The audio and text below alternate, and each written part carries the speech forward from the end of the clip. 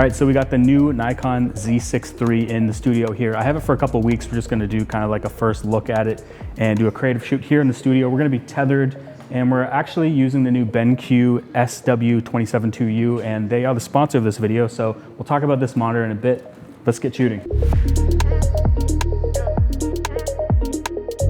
All right, we're gonna do one more test shot with this harsh light because I think I like it better than the soft light, because this just has more of a, I don't know, it's got more vibes. If you come out to here, let me see what that looks like. I'm shooting on this angle just because I didn't like the shadow directly behind you, so now I kind of have it coming off this way. I'm gonna get a little closer. Okay, I'm gonna do that again. I'm gonna switch lenses back to the 135. Once I edit these two, I'll give it like more of a vintage look. Like, it looks so clean and so sharp right now. It doesn't really match the type of feels we want to go for.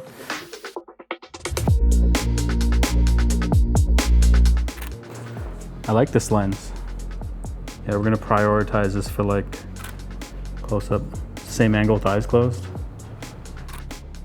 Love it. All right, let's take a look at some of these. My profile. Actually, these ones with the sunglasses were dope too.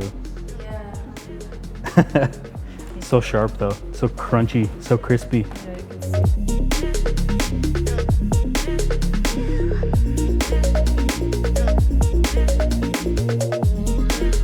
So one unique thing about this camera is it has a full frame, 24 megapixel, half stack sensor. And the half stack sensor is unique because no other camera has that. So the top and the bottom portion of the sensor is stacked, which allows for faster readout and less rolling shutter. The body and ergonomics is pretty much untouched. It's pretty much exactly how the Z6 II looked. The only big difference is that they put a flip screen on this over the tilt screen. So this is solid metal, weather sealed. The EVF got a big jump up to 5.76 million dots over 3.6. One UHS 2 SD card slot, one CF Express B card slot, is a 3.5 millimeter mic and headphone jacks, USB-C, full-size HDMI, and a remote port. So if we want to do some more close-up stuff, we can play around with that. All right. Let's do it. This is the 135 1.8 Plena. We're only shooting at 3.5 though. I'm not shooting it at 1.8 because when you're in the studio, you rarely ever shoot it like wide open. Tilt your head back a little bit and then eyes closed again. In there. Nice.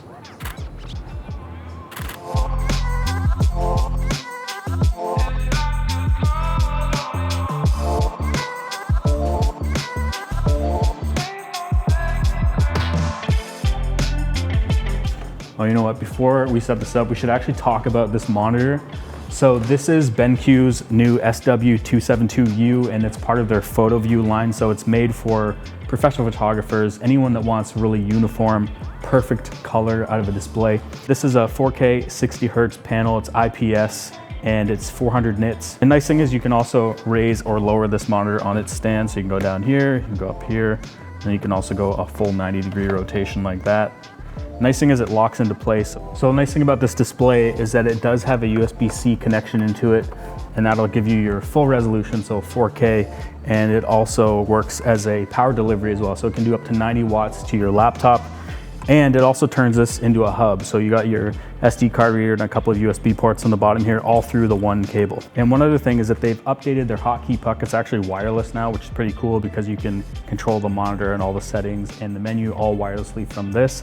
Before, on previous models, like the one I reviewed a couple years ago, it was actually USB, so you had a separate cable coming through, and this is way cleaner. Anyway, I'll come back later in the video and show you some more edits on this display and give you some more thoughts about this monitor because it's really good, but let's get back to shooting. So we have maybe 15 minutes. I did like the idea of shooting where that chair is. Can't tell if that's cool or weird that she's the same color as the chair. All right, are you actually gonna hold that plant?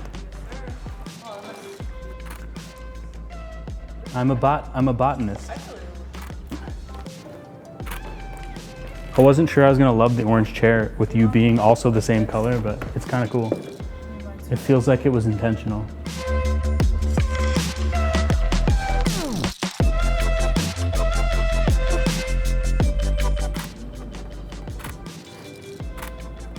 I'm gonna get in a little closer. Maybe drop the knee down. Yeah, we got some dimension now, some depth.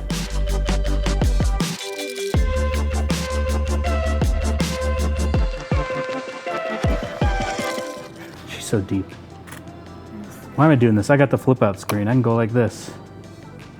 Now I can't see. I don't have a problem shooting with a screen, but like, I like the EVF of them outside.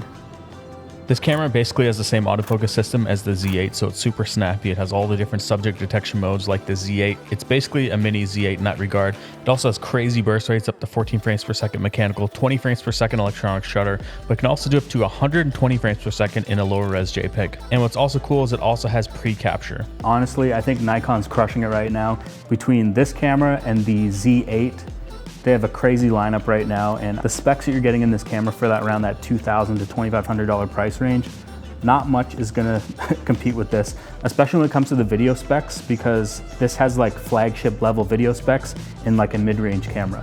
That's cool. I'm gonna get one like that from straight on.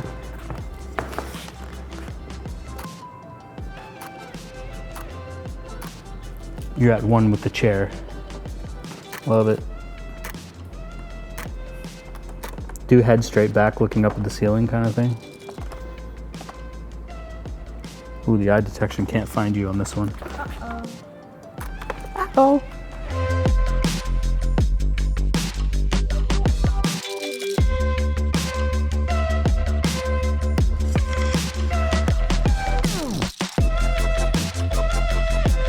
All right, I think we're done. I think we got it. Good job, plant. All right, so I'm back home. I have Lightroom loaded up here. I put the sunshade on, just gonna help a bit with contrast here. And the cool thing is, I've got this thing set up to MBook, which matches the MacBook display. I've also been playing with P3 color as well, because I kind of feel like it looks the nicest.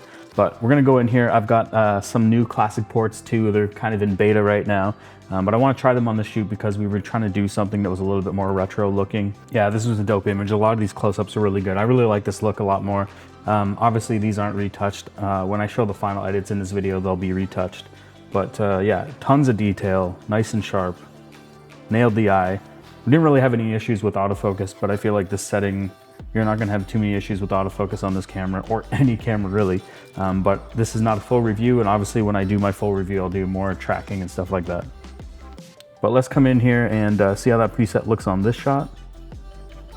Oh, that actually looks amazing. I love the color palette that we went with. I kind of wanted to try with those like brown, orange, and blue vibes. And the preset actually looks amazing on this. You know what? I might throw some grain on this. Some grain might look good on this. Oh, there's actually grain on it already, 10%. That must be part of my preset. Whoops, forgot I added it. When I actually deliver these final presets, they won't have grain on them. Yeah, just putting the grain at like 30% looks really good. Gives it more of a filmic vibe.